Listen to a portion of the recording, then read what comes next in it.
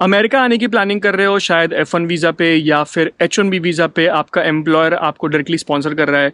एक ऐसी चीज़ जो शायद बहुत सारे लोग नहीं सोचते हैं, बट यहाँ पे आने के बाद आपको डेफिनेटली ये चीज़ हिट होगी, वो है loneliness in America. Video continue करने के पहले एक क्विक वर्कआउट, क्योंकि अगर मैंने डिले किया तो सनलाइट चली जाएगी। So I will be back.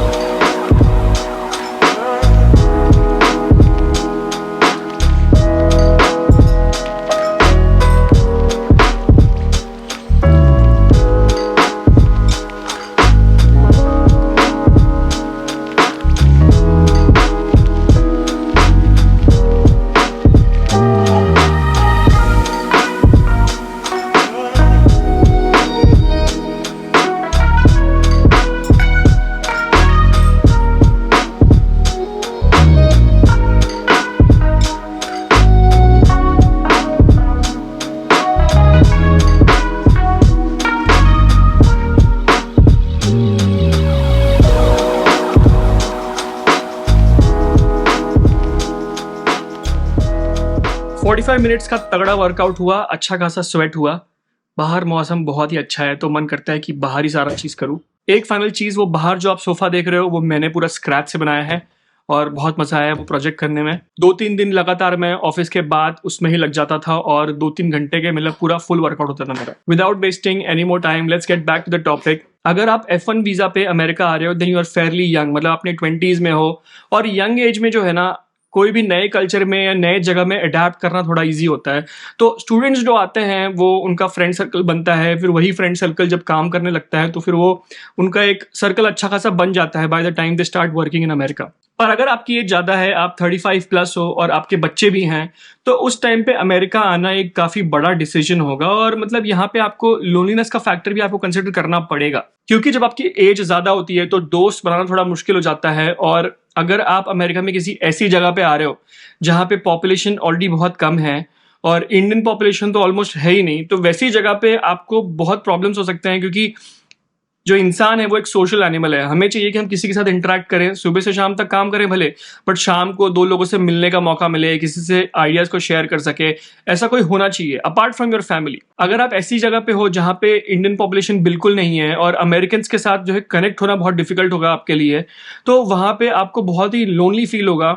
और इसी की वजह से यहाँ पे लोग आगे फिर डॉग ले लेते हैं, या फिर बहुत से लोग प्रेफर करते हैं कि जहाँ पे इंडियन पॉपुलेशन ज़्यादा हो वहाँ पे स्टे करें।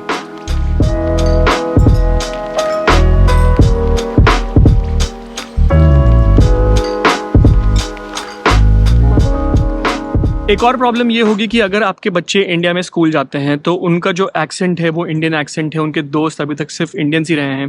यहाँ पे उनके लिए एक नया स्कूल रहेगा, नया एनवायरनमेंट रहेगा और पूरा सब कुछ चेंज हो जाएगा। उनके फ्रेंड्स उनको यहाँ पे नए बनाने पड़ेंगे और यहाँ पे जो बच्चों का एक्सेंट है वो अमेरिकन एक्सेंट है, तो उनके साथ मैचअप होना थोड़ा डिफिकल्ट होगा बच्चों के लिए। हालांकि बच्चे ये ईजिली ओवरकम कर सकते हैं क्योंकि उनकी एज कम है, बट स्टिल उनको एक डिफ़िकल्टी होगी। और यहाँ पे आने से पहले आपको ये भी कंसिडर करना है।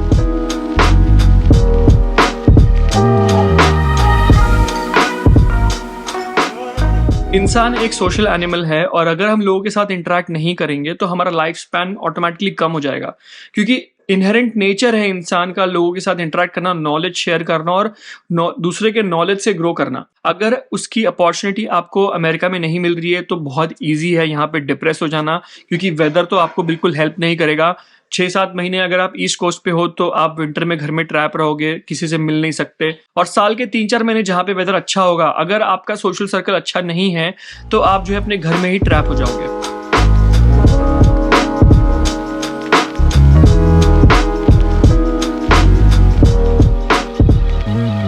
अगर आपने अपनी लाइफ में कभी भी गांव में स्टे किया है तो आपको ये रियलाइज होगा कि गांव में स्पेस का कोई कॉन्सेप्ट नहीं होता है। आपका नेबर आपके बारे में सब कुछ जानता है, आप अपने नेबर के बारे में सब कुछ जानते हो, लोग एक दूसरे में घुसे हुए हैं। पर शहरों में इसका उल्टा है, वहां पे थोड़ा पर्सनल स्पेस होता है, लोग एक दूसरे से एक डिस्टेंस रखते हैं, ज्यादा किसी के लाइफ में इन्वॉल्व नहीं होते हैं unless they are very close to each other. America में भी यही कॉन्सेप्ट है, थोड़ा और एम्पलीफाइड है। यहाँ पे लोग एक दूसरे को बहुत स्पेस देते हैं, लोग किसी के साथ ज्यादा इन्वॉल्व नहीं होते, किसी की लाइफ में ज्यादा घुसते नहीं है। एक तरीके से ये अच्छा है, बट अगर इसकी वजह से आपका सोशल इंटरेक्शन और कम हो जाएगा तो आपको बहुत ही ज्यादा लोनली फील होगा। और इसी रीजन की वजह से आप देखोगे कि यहाँ पे सबके पास पेट्स होते हैं। कोई भी अगर इंडिविजुअल सिंगल बंदा भी रहेगा ना, उसके पास एक डॉग तो रहेगा ही, चाहे उसके दोस्त हो ना हो, बट एक पेट डॉग उसके पास रहेगा।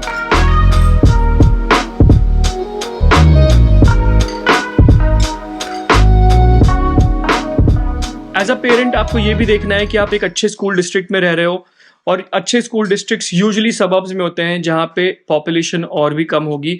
लोग यूजुअली ये सैक्रिफाइस करते हैं ताकि उनके बच्चे अच्छे स्कूल में पढ़ सकें, बट इसका रिजल्ट ये होगा कि आप और रिस्ट्रिक्ट हो जाओगे। ओवर टाइम ये सारे इश्यूज बिल्डअप होंगे और शायद आपको ऐसा भी लग सकता है कि यार मैंने क्यों अमेरिका मूव किया, मेरी इंडिया में लाइफ एकदम प्रॉपर चल रही थी, मेरा एक फ्रेंड सर्कल था, मेरे रिलेटिव्स थे, फेस्टिवल्स के टाइम में सबसे मिलता था और मस्ती होती थी, जो यहाँ पे एकदम ऑलमोस्ट नो के बराबर हो जाएगी। अगर आप F1 वीजा पे एज अ स्टूडेंट अमेरिका आते हो तो थोड़ा आपके लिए अच्छा सिचुएशन है, क्योंकि जब आप कॉलेज में रहोगे तो आपका एक फ्रेंड सर्कल बनेगा, और वो एज मैंने ऑलरेडी बताया कि it is easy to make friends.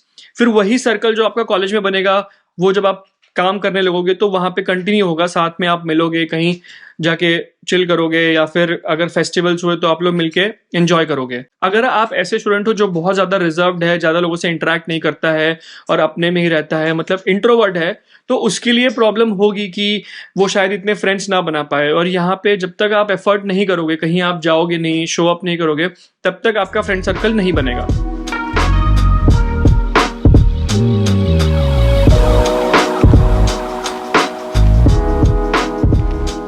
ये सारे प्रॉब्लम्स हैं जो आपको हो सकते हैं यहाँ पे आने के बाद, बट मेरे ओपिनियन में इंसान को थोड़ा अडेप्टेबल होना चाहिए। जहाँ पे भी हो, जैसे भी हो, उस सिचुएशन में आपको अडेप्ट करना आना चाहिए। तो बहुत सारे लोग जो है वो 1-1.5 साल रहने के बाद यहाँ पे ढल जाते हैं, यहाँ की चीज़ों को समझ जाते हैं और फिर यहाँ के कल्चर को समझने लगते हैं, और फिर उनको एंजॉयमेंट भी होती है। यहाँ पे सर्वाइव करना तो इम्पॉसिबल नहीं है, तो अगर आप मेहनत करोगे और कोशिश करोगे तो हर चीज़ पॉसिबल है। Thank you so much for watching this video. अगर आपको अच्छा लगा then please hit the subscribe button and have a nice day.